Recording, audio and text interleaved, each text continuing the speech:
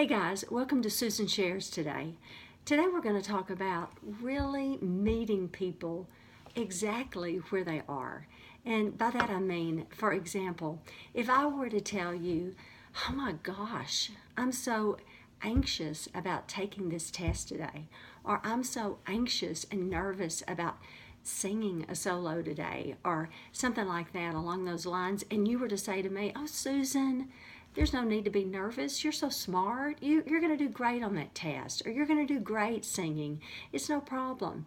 You know, that really doesn't comfort me at all. That doesn't bring me any comfort or peace at all. If somebody, now it's super nice for you to give me those words. Now I'm not saying that. That shows kindness and compassion for sure, but it doesn't give me peace at all.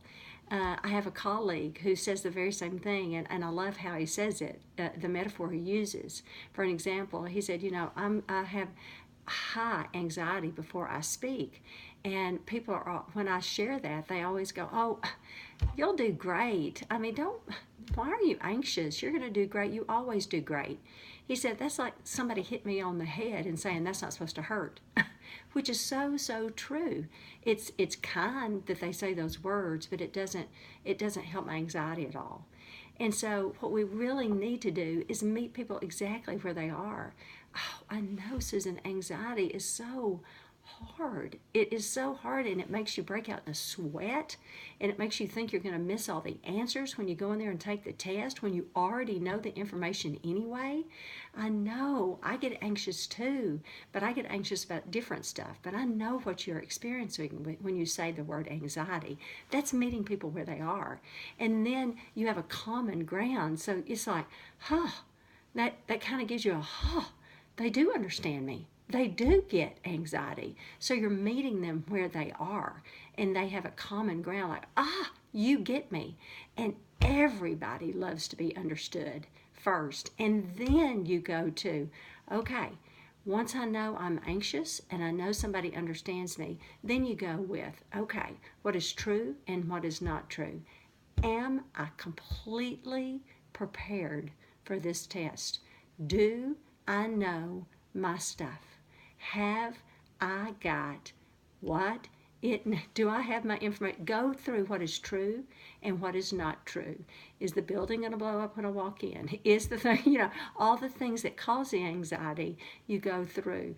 You go through after that you have calmed down and somebody's met you where you are when somebody responds to you the right way. But the first response is kind. I'm not saying it's not, but it doesn't help. So how are we responding when somebody says something to us like, I'm sick, I'm anxious, I am hurting, I'm angry, whatever they say to us, how are we responding back to them so that we can meet them where they are? Think about that, because so many times we blow them off, even if it's our child, like, oh, you're not supposed to feel that way, or no, you're not. And we can't tell people how to feel. They feel how they do. So we need to be very mindful of that and meet them where they are, and then help guide them into health.